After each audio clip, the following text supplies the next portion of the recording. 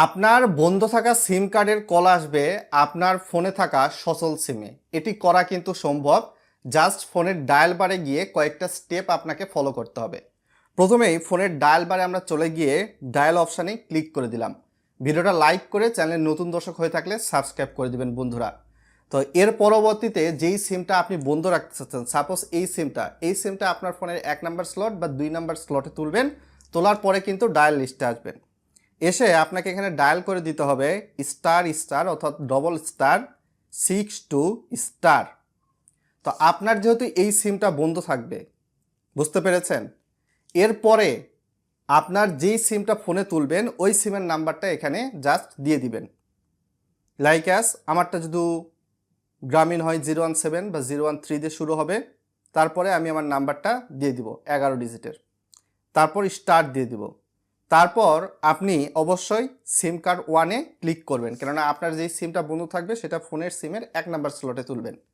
তো এখানে বলা হয়েছে call forwarding registration was successful. এটা প্রথম স্টেপের কাজ ছিল। তারপরে আপনার যেহেতু সিমটা বন্ধ থাকবে, সিমটা ফোনের 1 নাম্বার স্লটে তুলেছেন, ওই সিমটা বের করবেন। বের করে নতুন আপনার যেই সিমটা আছে, যেই সিমের নাম্বারটা ওখানে ডায়াল করার পর দিলেন ***62**. এরপরে যে নাম্বারটা দিলেন সেই নাম্বারটা আপনার ফোনের 1 নাম্বার স্লটে তুলে দেবেন। তুললেই কিন্তু আপনার খেলাটা খতম। এখন বন্ধ থাকা সিম কার্ডের কল কিন্তু আপনার ফোনে থাকা অন্য সিমের নাম্বারে চলে আসবে। আর যদি মনে করেন কোনো কারণে বন্ধ করবেন, সেক্ষেত্রে যেই সিমটা আপনি বন্ধ রাখতে চাচ্ছেন ওই সিমে আবারও পুনরায় সিমটা ফোনে তুলে ডায়াল করে দিবেন ##002# দিয়ে আপনি সিম কার্ড ওয়ানে ডায়াল করে দিবেন। তাহলে কিন্তু এখান থেকে আপনাদের সামনে নতুন একটা ইউজার ইন্টারফেস ওপেন হবে। কিছুটা হয়তো বা লোডিং হচ্ছে। এখানে call forward eraser was successful, অর্থাৎ আপনি এটা বন্ধ করে ফেলেছেন। তো এটা অনেক সময় অনেকে এই কারণে করে, কেউ হয়তো বা নতুন সিম নিয়েছে, তার পুরাতন সিম হয়তো বা বন্ধ করে রাখবে, পুরাতন সিমে হয়তো বা সে ইউজ করবে না, কিন্তু তার পুরাতন সিমের নাম্বারটা অনেকের কাছে আছে, জরুরি প্রয়োজনে তাকে ফোন দিতে পারে।